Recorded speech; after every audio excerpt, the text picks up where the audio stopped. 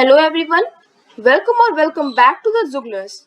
So in this video, we will discuss wildlife conservation, which is one of our topics from ecology. So wildlife conservation के बारे में जानने से पहले हमें ये पता होना चाहिए कि wildlife होता क्या है.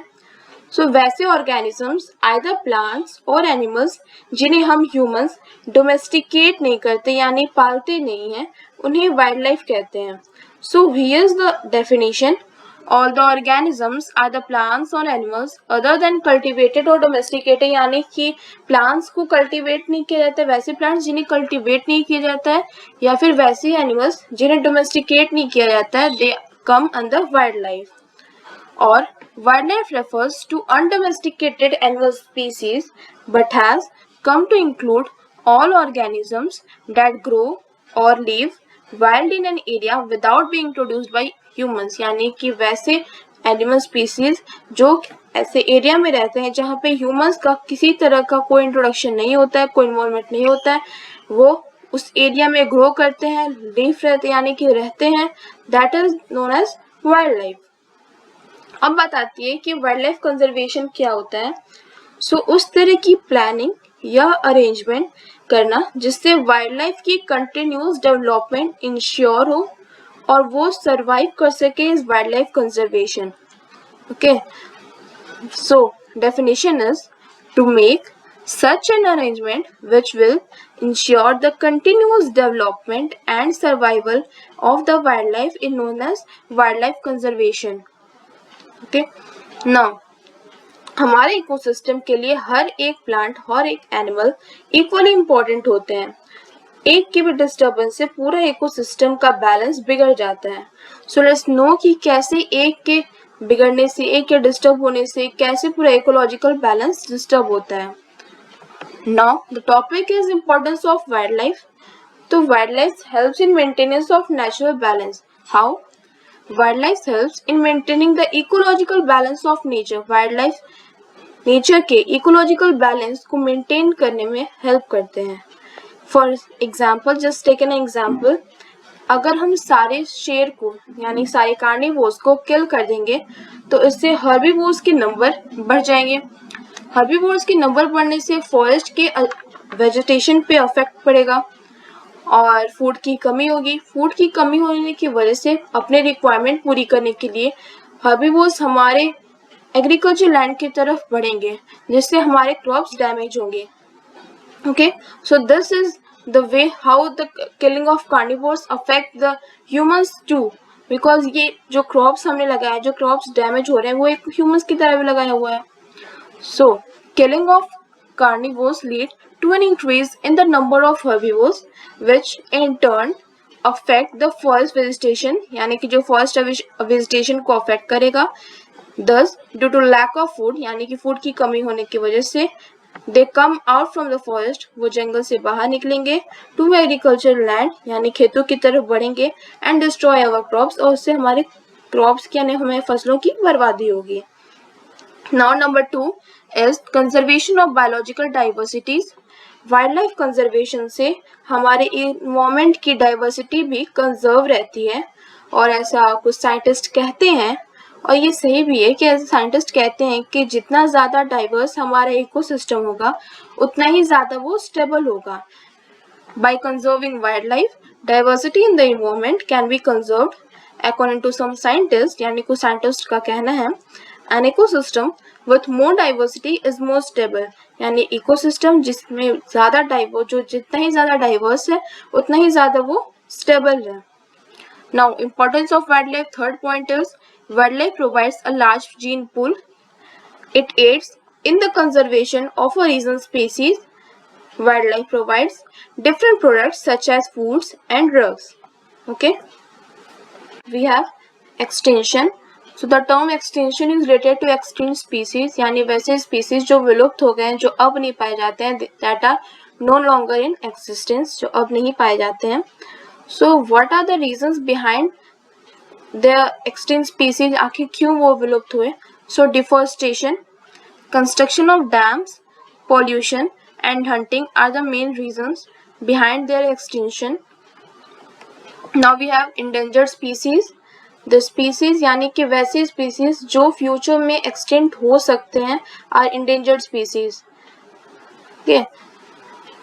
The species whose natural habitat has been altered to such an extent that if the operating forces causing this situation are not removed, अगर यानी कि इनका natural habitats अगर वापस से नहीं लाया गया, then these are bound to face the danger of extinction, यानी कि extinction danger of extinction यानी कि जो आगे के फ्यूचर जनरेशन में एक्सटिंक्ट हो सकते हैं or known as endangered species like tiger, leopard, rhinoceros, Indian wild ass, Kashmiri stag, pink headed duck. These are the species which can face the fear of extent, क्योंकि अगर इन्हें इनका नेचुरल हैबिटेट हम provide नहीं करेंगे तो ये फ्यूचर जनरेशन में एक्सटेंट हो सकते हैं। Now ways of wild life conservation, कैसे हम इन्हें कंजर्व करके रख सकते हैं। So number 1 is provision of safeguard habitat. To provide natural habitat is the best way, as I have already stated above, कि अगर हम किसी भी एनिमल को उसको नेचुरल हैबिटेट मतलब देंगे, टू प्रोवाइड करेंगे, तो इससे उनका एक्सटेंशन नहीं होगा, वो उनका जो कंटिन्यूस डेवलपमेंट है वो होते रहेगा। To provide natural habitat is the best and the most essential measure for the wildlife conservation, ये सबसे बेस्ट मेथड है। This is done by restoring and preserving forest। अगर हम जंगलों की कटाई नहीं करेंगे तो ये हो सकता है, यानी कि हम वाइल्ड लाइफ को कंजर्व कर सकते हैं। सेलिब्रेशन ऑफ वन महोत्सव has provided fruitful results towards deforestation. One महोत्सव के सेलिब्रेशन करने से डिफॉरेस्टेशन काफी हद तक बढ़ा है, यानी कि लोग पेड़ लगा रहे हैं, which is a very good thing. Number 2 is protection from hunting, यानी कि लोगों को शिकार करने, जो लोग जानवरों का शिकार करते हैं, ये बैन होना चाहिए, ये इसको हटाना चाहिए, जिसके लिए wild life protection act government ने लगाया था 1972 में। This is the important word, that's why I have highlighted it. Number 3 is education to common man. लोगों को, आम लोगों को इसके लिए जागरूक करना चाहिए that why wildlife are important for us and the mode of their conservation so that they can help us. And wildlife week, this is the important point, मतलब ज़्यादातर क्वेश्चन पूछे जाते हैं कि वाइल्ड लाइफ वीक कब से कब तक सेलिब्रेट किया जाता है, तो wild life week is celebrated from 2 October to 8 October. Okay, now So, what are the measures adopted in our country for wildlife conservation? हमारे कंट्री में wildlife conservation के लिए क्या क्या measures adopt किए गए हैं? So, these are natural park. Natural park, what are natural park? These are the protected area reserved exclusively for the betterment of wildlife, यानी कि wildlife के betterment के लिए एक reserved area, protected area, सुरक्षित area है जहाँ wildlife रहते हैं, where they can safely reproduce, they can safely survive without the human impact and destruction। वहाँ पे humans का ज़्यादा रोल नहीं होता है। they protect wildlife and their habitat from human impact, यानी कि नेचुरल पार्क में wildlife को humans से दूर रखा जाता है so that no humans can harm them। they protect places of natural beauty and are home to several endemic species।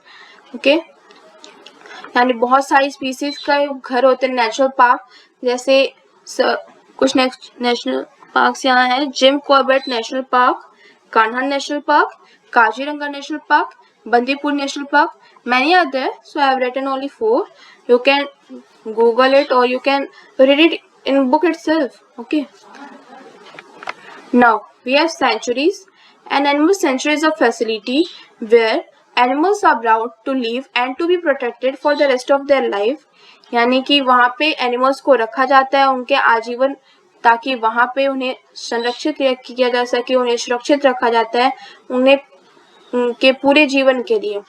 Wild life sanctuaries provide protection to endangered species, वैसे species जो आने वाली जनरेशन में इंडेंजर्ड यानी कि extinction की face कर सकते हैं, उन्हें वहाँ पे रखा जाता है। Endangered species like we have tiger, leopard, they are endangered species. Endangered species are specially monitored by the people working there. वहाँ के species के पूरी चीज़ को वहाँ पे मॉनिटर की जाती है, वहाँ के लोग जो रहते हैं, वहाँ जो काम करते हैं उनके थ्रू। कुछ वाइल्ड लाइफ सेंचुरीज हैं, Gir national park and wild life sanctuary जहाँ पे लायंस को रखा गया है, Govind wild life sanctuary, Periyar wild life sanctuary etcetera. There are many sanctuaries. Now zoological park, the protected area where animals are kept in their natural habitat, यानी कि उनके natural habitat में, यानी कि जिस एनिमल्स को जिस हैबिटेट की रिक्वायरमेंट हो वो प्रोवाइड की जाती है, वहाँ पे रखा जाता है. Under the control of human being with proper care, यानी कि उनका अच्छी तरह से ध्यान रखा जाता है. वैसी जगह को, वैसे एरिया को जूलॉजिकल पार्क्स कहते हैं. Okay, that's all. So if you like this video, if this video is useful for you, then please like, share and subscribe to my channel, The Zugler's Point. See you in the next video. Till then, stay safe and stay healthy and read a lot.